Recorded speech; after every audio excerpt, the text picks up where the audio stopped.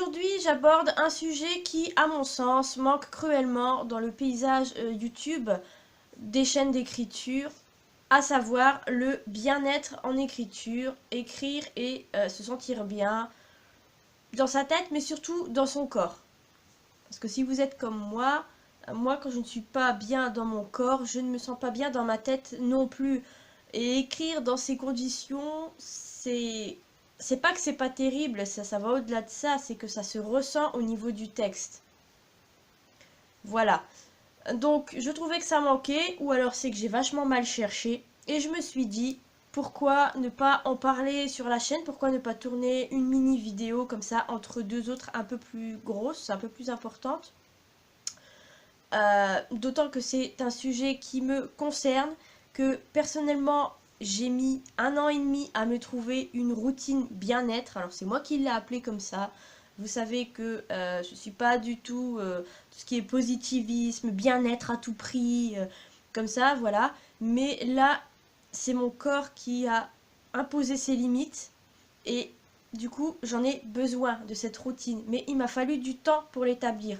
Je ne dis pas que le fait de vous en parler ici vous aidera à construire la vôtre plus rapidement ou plus facilement. Il va forcément falloir tâtonner un peu, essayer des trucs, des combinaisons, voir à quelle fréquence il vaut mieux faire ci ou ça. Moi, il m'a fallu 1 an et demi, des consultations de spécialistes et j'en passe. Donc, je dis pas que ce sera facile, mais pour ce que ça vaut, voici mes petits trucs et astuces, sachant que c'est pas, euh, c'est pas des trucs que je sors de mon chapeau. Je n'ai pas de chapeau, je sais. Ce sont vraiment des informations que l'on m'a données, euh, que, que j'ai égrenées au fil de mes recherches, que j'ai vues par rapport à des spécialistes, etc. Donc, c'est pas non plus du grand n'importe quoi que je vous ai pondu comme ça. Voilà.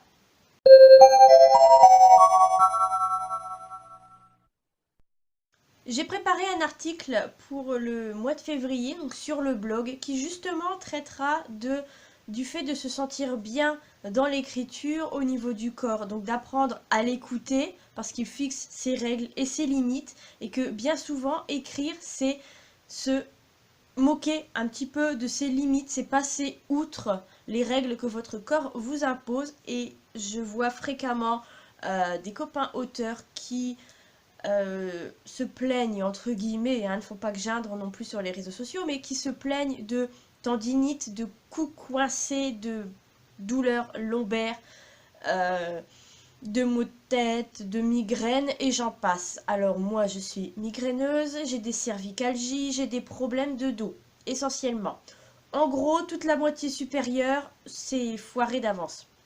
Mais euh, grâce à des médecins, des spécialistes, à des conseils qu'on a pu me donner, que j'ai testé, j'ai réussi à me préparer une routine bien-être. Je suis actuellement en train de travailler sur la fréquence. Je vous montrerai après à quoi ça ressemble en fait parce que je l'ai fait dans mon bullet journal et ça consiste en de petites cases à colorier et ça met de la couleur dans le bugeot en plus, donc c'est cool et ça me motive aussi à continuer parce que oui, même si je sais que j'aurai mal si je ne le fais pas, si j'ai pas envie, tandis que colorier les petites cases c'est un petit peu ma carotte. Le soir, voilà, ma journée est presque finie et je colorie mes petites cases et je me dis ouais c'est cool, j'ai réussi à faire ça, à faire ça, à faire ça et même au niveau mental parce que même le corps réagit aussi à tout ce qui est mental. Et donc au niveau mental, si je me sens bien, ça a un impact sur le corps. Alors peut-être qu'il y a des effets placebo dans le lot. Peut-être, je ne dis pas le contraire. Mais tant que ça fonctionne, j'ai envie de dire, bah ça fonctionne. Concernant la posture pour tout ce qui est travail au niveau de l'écran, plutôt que de tout vous répéter ici, je vous mets en barre d'infos une fiche que j'ai réalisée et vous verrez que ça consiste vraiment en de petites habitudes toutes bêtes, à savoir l'écran droit, le réglage du siège, je cherchais le mot, que ce soit le dossier, l'assise, les accoudoirs qui parfois ne servent à rien. Moi, j'ai par exemple remarqué que les accoudoirs m'emmerdaient plus qu'autre chose et me donnaient des douleurs en bas du dos infernales par rapport au creux lombaire. Euh, Peut-être l'utilisation de coussins. Moi, personnellement, je suis petite. Ma chaise est haute. J'ai besoin non pas d'un marchepied, d'un repose-pied. Donc j'ai un repose-pied parce que je suis petite, je le répète. Mais voilà. Après, tout dépend de votre taille, de si vous portez des lunettes, si vos verres sont progressifs ou pas. Ça dépend de plein de choses. Donc vous verrez, il y a au niveau de la souris, au niveau de l'utilisation du clavier, le réglage de l'écran par rapport à vous, par rapport au bureau. Il y a aussi un passage qui parle du fait d'avoir un plan de travail dégagé. Là, c'est un peu, faites ce que je dis, pas ce que je fais, parce que celles et ceux qui me connaissent savent que je n'ai pas du tout un plan de travail dégagé. Donc, voilà. Alors ça, c'est ma routine bien-être, comme son nom l'indique, avec donc les étirements pour le dos, les exercices, la lecture, la relaxation et le yoga. Le fait de tenir cette liste et de colorer ces petites cases, donc comme je le disais tout à l'heure, colorier les petites cases, ça motive. Et surtout, ça me permet de voir ma régularité semaine après semaine. Et j'espère apprendre plus sur moi-même grâce à cette grille. Comme vous avez pu le voir dans mon bullet journal, ma routine bien-être passe par des étirements du dos. Ça, ce sont des exercices que j'ai obtenus auprès d'un kiné. Des exercices à faire toute seule, chez moi, qui ne nécessitent pas de séance de kiné. Et je vous conseille d'en parler à votre médecin, je ne sais pas si vous connaissez des gens susceptibles de vous indiquer un médecin avec lequel vous pourriez parler, avec lequel vous pourriez en discuter, bah, c'est parfait. Donc moi, les étirements pour le dos, en plus de mon sport, c'est-à-dire que je fais mon sport habituel et ensuite je fais mes étirements pour le dos, qui n'étire pas que le dos. D'ailleurs, ça passe aussi par l'étirement des jambes. Voilà, le dos, c'est pas juste un tronçon, hein, c'est vraiment un bloc. Donc même au niveau des jambes, je sens que ça travaille le dos. Donc le dos.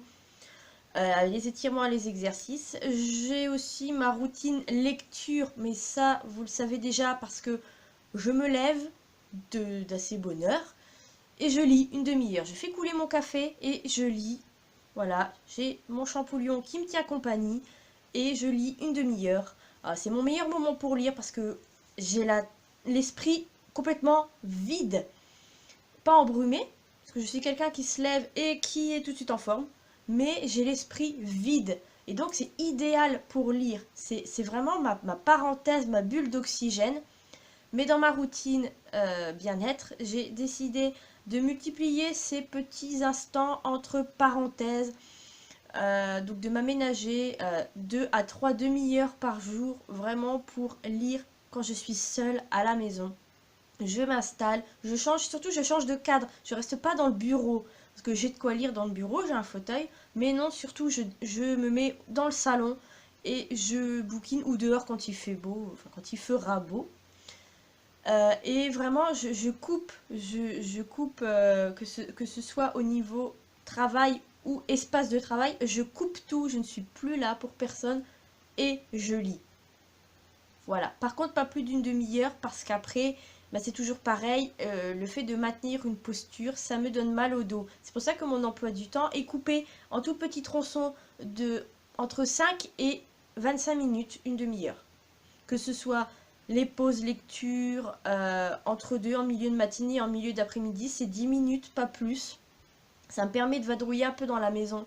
Je m'aménage aussi des pauses de 5 minutes par-ci, par-là. Pareil, le temps de me faire un café, de jouer un peu avec le chien, histoire de ne pas toujours rester assise, parce que quelle que soit la posture, elle n'est pas faite pour durer. L'être humain est fait pour bouger. Vous avez un corps. Si vous avez le bonheur, la chance de pouvoir vous en servir, il faut bouger. Essayez de ne pas rester fixe, de ne pas rester statufier devant votre ordinateur.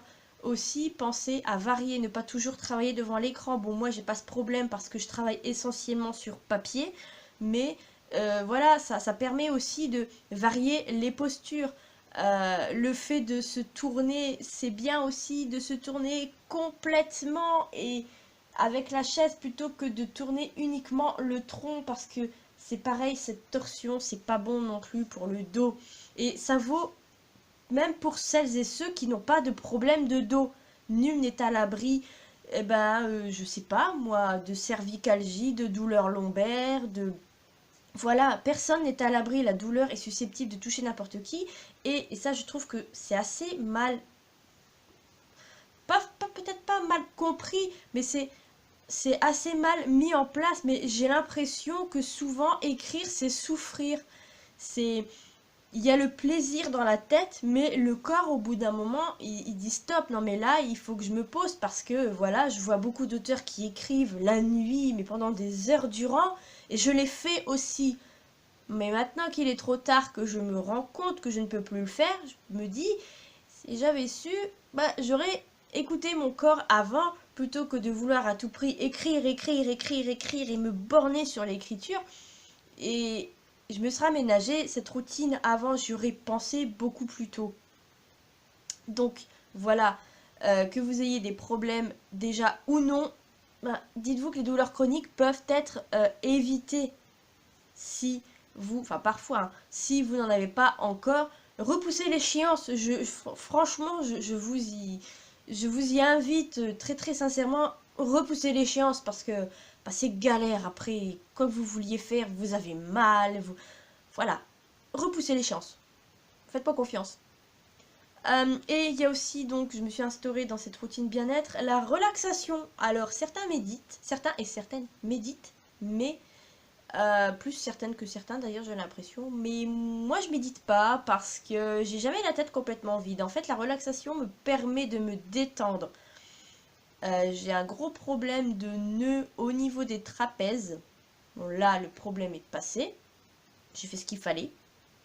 Mais histoire de ne pas les laisser revenir, ces nœuds très, très encombrants, hein, je me suis instauré une routine relaxation entre 5 et 10 minutes par jour. Alors là, pareil, pas plus de 5 minutes allongées pour moi parce que rester allongé sur le dos, c'est dur. Donc, entre 5 et 10 minutes. Et ça me fait du bien parce que je me détends tout le corps. Mais aussi, j'en profite, hein, non pas pour réfléchir, mais inconsciemment, mon cerveau travaille, je m'en rends même pas compte. C'est que après une séance de relaxation, je débloque je ne débloque pas des scènes, mais je débloque une façon de l'amener ou une autre. Je dénoue un nœud, je dénoue un nœud. Oui, c'est très profond ça, voilà. Donc la relaxation, la méditation si vous y arrivez, la relaxation, moi personnellement ça me suffit et je complète avec du yoga. J'ai donc repris le yoga. En ce qui concerne la relaxation ou parfois l'écriture, j'utilise une appli de sons qui sont plutôt de bonne qualité. Je me souviens plus du nom, au pire je l'écrirai quelque part sur l'écran, là, enfin bref. Les sons sont plutôt de bonne qualité, il y a du choix, que ce soit café, les oiseaux qui pépillent, le bruissement d'une rivière, etc. On peut sauvegarder ses propres combos, on peut utiliser un timer, enfin bref, c'est super. Moi qui vis dans le nord, il pleut souvent. Et il fait gris, même sans pleuvoir, il fait gris souvent. Et du coup, j'ai tendance à utiliser les bruits de la forêt, le pépiment des oiseaux. Ça me stimule et en même temps, ça me calme. Donc, je n'écoute pas forcément de la musique en écrivant. Mais ça, je le fais souvent. Et je me suis fait un petit combo pour la relaxation, uniquement dédié à la relaxation. Et ça m'aide à me mettre dans le bain, finalement, de la détente et ça m'aide énormément. Alors je ne vous ai pas parlé de tout ce que j'utilise pour les douleurs. Évidemment ce que je dis là, peut-être en parler à votre médecin ou à votre pharmacien si vous envisagez une cure de ci, de ça, que sais-je encore. Surtout si vous avez vraiment de gros problèmes, allez voir un médecin. Mes conseils ne valent pas l'avis d'un spécialiste, voilà, hein. Surtout, ne vous enjoncez pas dans la douleur. Je le répète, écrire n'est pas souffrir. On n'a pas à souffrir parce qu'on écrit et qu'il y a vraiment des moyens tout con d'éviter, de contourner ou de vivre, même simplement vivre avec la douleur. Voilà, avoir mal n'est pas une fatalité. Ça c'est vraiment le message que je voulais faire passer. Et j'espère que cette vidéo vous a donné quelques pistes. Je vous renvoie encore une fois à la fiche que j'ai réalisée, donc je vous mets le lien en barre d'infos. Et évidemment, les conseils que je donne sont aussi bien pour les femmes que pour les hommes, hein. C'est pas parce que je parle de relaxation que c'est réservé aux femmes. Encore une fois, j'espère que ça vous a donné des pistes, que ça vous a ouvert des perspectives et que si vous avez des douleurs, ben, ça vous motive à poursuivre malgré tout parce que je sais que c'est pas facile tous les jours, donc voilà. Bisous!